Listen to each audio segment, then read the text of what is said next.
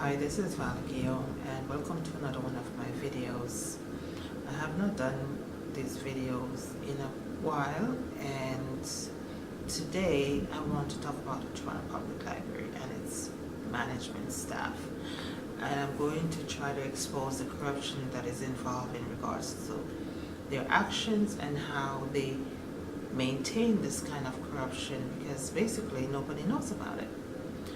So I am going to expose the way they are, and I'm going to be talking about Vickery Bowles, who is the City Librarian, Strahan McCarten, who is the Manager of Collections, and who is the Acting Director. I mean, these people, they always try to move up. No matter how corrupt they are, they like to, you see them advancing more and more. That's just how the system works in Toronto.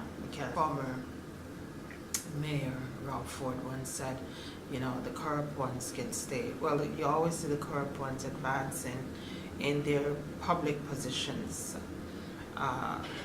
mainly because nobody knows what they do behind the scenes, right?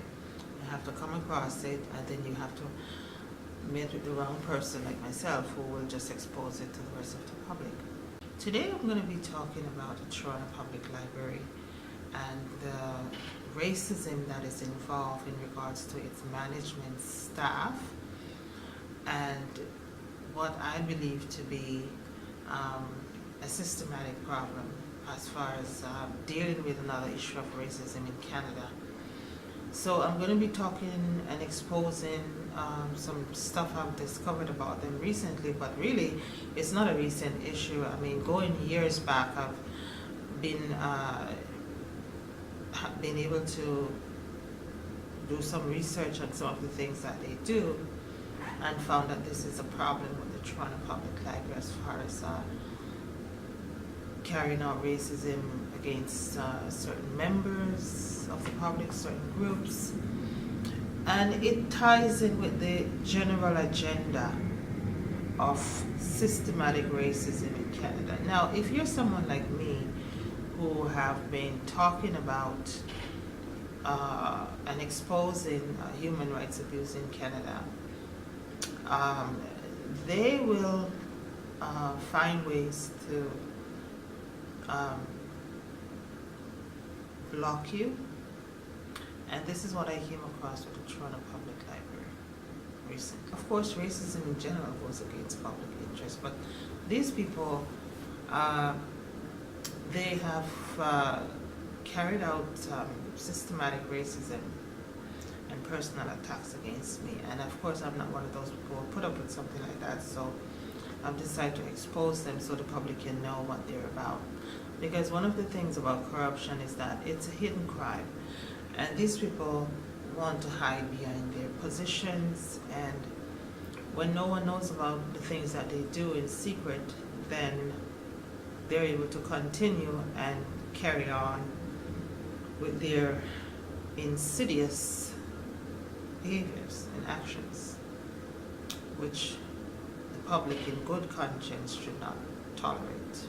Now, these people have their hidden agenda, and that agenda is to exclude certain members of the public from really benefiting from the Toronto Public Library services. Another reason for talking about them today is their personal attack against me personally. Toronto Public Library does have a policy of exclusion when it comes to certain groups. I've touched upon that a few years ago, and I had a recent encounter with them that also bring this out again to the public, because usually, as I've experienced over the years, the public is not aware of how these people go about abusing their positions or do things that's so much against public interests and public policies, and how they, you know, they get themselves appointed and then they quietly carry out their own agenda, or sometimes, as I've discovered, they're part of a bigger agenda, and that would be a policy of exclusion, where they would exclude certain groups, or if they have an issue with an individual like myself, then they would carry out that policy of exclusion against that person, which happened to be what has been happening with me and the Toronto Public Library recently. And I'm going to touch upon that briefly. But this video is not, this is not going to be a long expose on them. I'm going to do a follow-up in regards to their actions, because these people don't change. They they will continue. But hopefully this expose will let them know that they're being watched and they're being reported on. And so sometimes when these things happen and they know that they're being observed, it kind of acts as a deterrent to future action by them. But where they're concerned, where I'm concerned, I doubt very much if they would stop, because they're part of a bigger conspiracy that's carried out by Canadian government officials to target me and to basically try to destroy me that way. So I'm going to touch upon some of the things that those management staff of the Toronto Public Library has been doing to prevent me from advancing, you could say. But before I go into that, I just want to talk about the Toronto Public Library a little bit. And it's a library like every other library, around the world. Most major cities have public libraries that the public can access. And also most major cities have different groups and different peoples living there.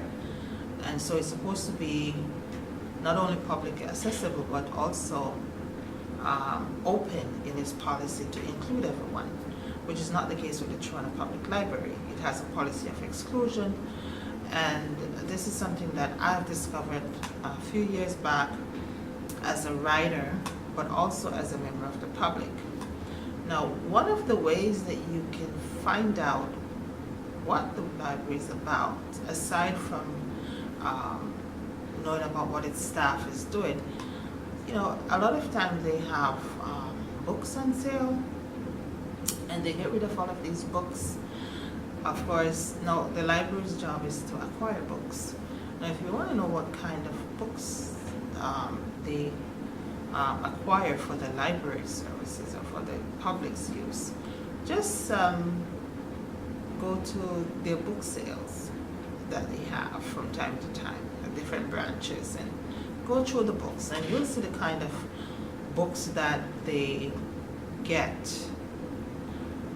And a lot of time it will shock you. I've, over the years, gone to their book sales, and you see a lot of books by foreign writers, not too many books by Canadian writers. I would say less than 50% of the books that the Toronto Public Library acquires are from Canadian authors or writers. And I'm a writer myself.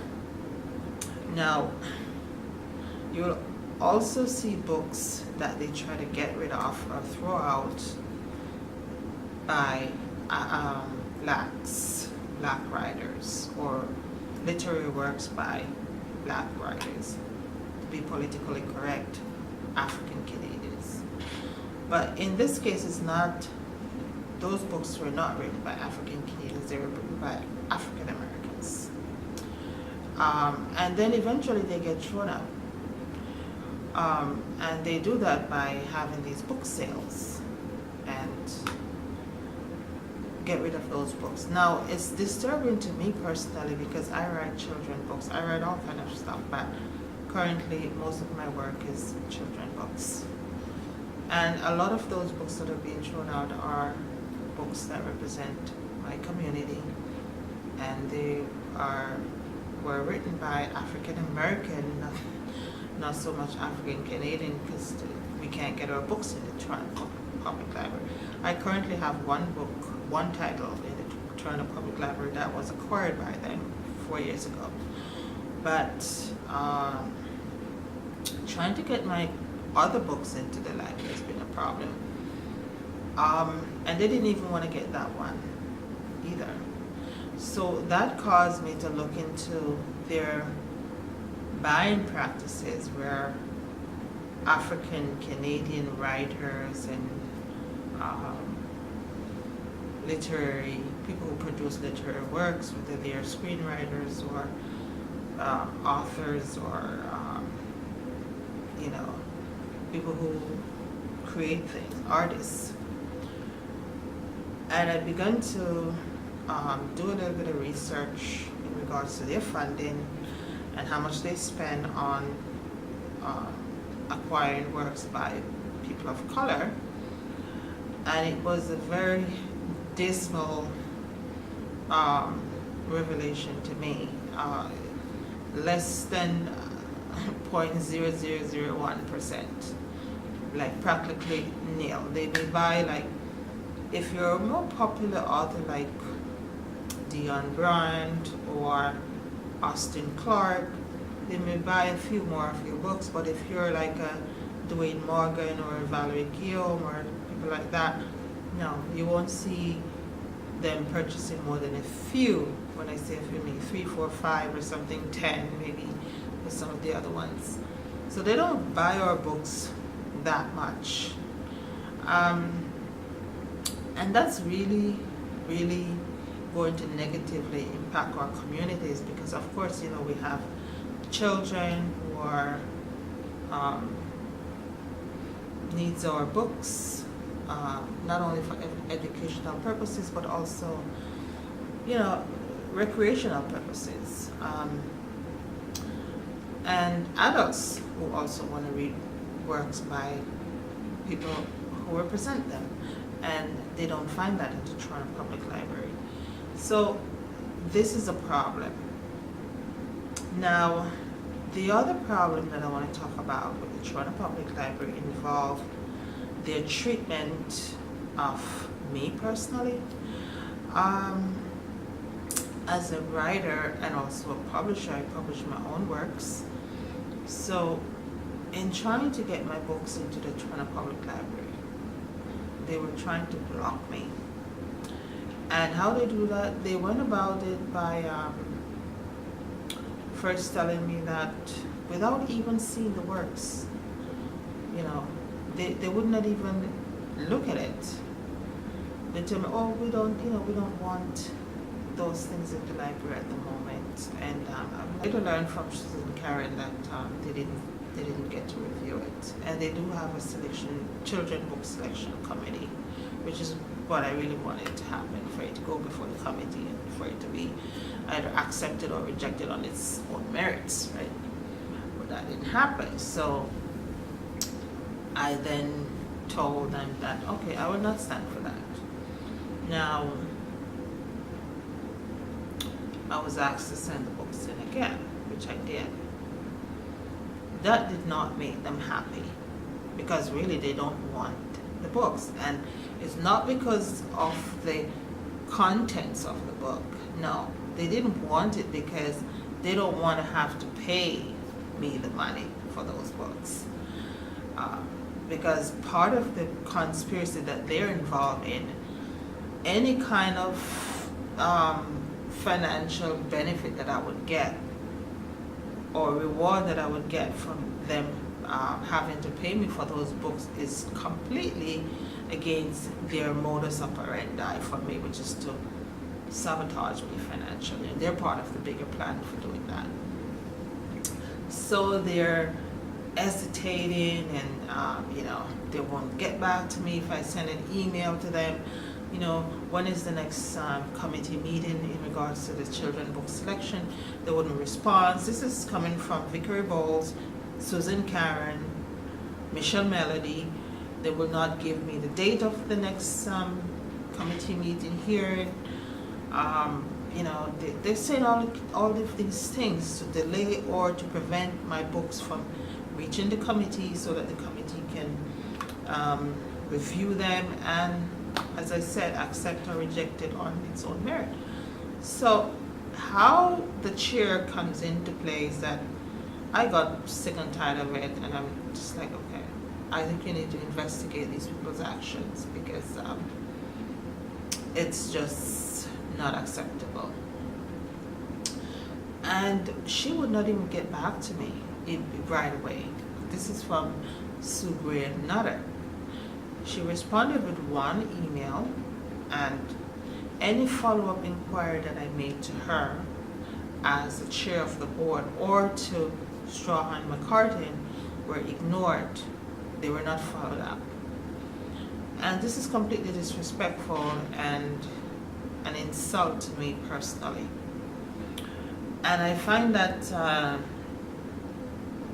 not only does it go against public policy, but it's also something that was intentionally done to hurt me or to cause me harm. And of course, that's against the law. If you cause injury to someone's dignity or self-respect, you can be sued for that. And that's one of the ways I'm going after the Toronto Public Library. But I also wanted to expose to the public that they are not people who follow through on public policy in regards to carrying out the services that benefit the public, right? And they get these public position. In the case of the chair, she's appointed by the Public Appointment Secretariat or office, and you have all of these people, in all of these, whether it's a tribunal or it's a board or wherever it is that they want to place themselves, the public is not aware that what their character is really like. I mean, they get their own peers and associate to talk positively about them. But when you really get to know what they're about, they're part of the bigger agenda. They're part of the bigger problem that I see exists in Canada to exclude certain people and to push forward a certain agenda that basically is based on a policy of exclusion, right? You don't see whether that's going to be based on race or religion or race or creed or whatever. That's what it is with the Toronto Public Library. You won't find books by African Canadian, perhaps one or two. When I say that, I'm talking about books for children. As I said, I'm a writer, I write children books. And getting my children books into the Toronto Public Library has been extremely difficult. Now, it's not because of the merits of my books that my books are bad or anything like that. No, they just do not want my work in the library. Now, I've also come across other Black writers in Toronto, Canada, who also write books for Black kids or African kids or children in general. And they also cannot get their books into the Toronto Public Library. So I'm like, okay, it's not just me. And this is something that people are not aware of. But the public, some members of the community are aware of it, because I would have those people approach me and they'll say, well, I can't find any books for my kids to read, or things like that, by African Canadian writers. You will see books in the Toronto Public Library by African American writers and by white Americans, or wherever it is they come from. But you don't see too many by African Canadian writers. Now, why is this? One of the reasons I think is because Canada has its position that, racism doesn't exist here and it's covered up. So unless you see these things happening, people just generally assume that, they have books by African Canadian writers. No, It's not that many. And basically right now I'm the only writer who's talking about it publicly. And they've gone after me, basically.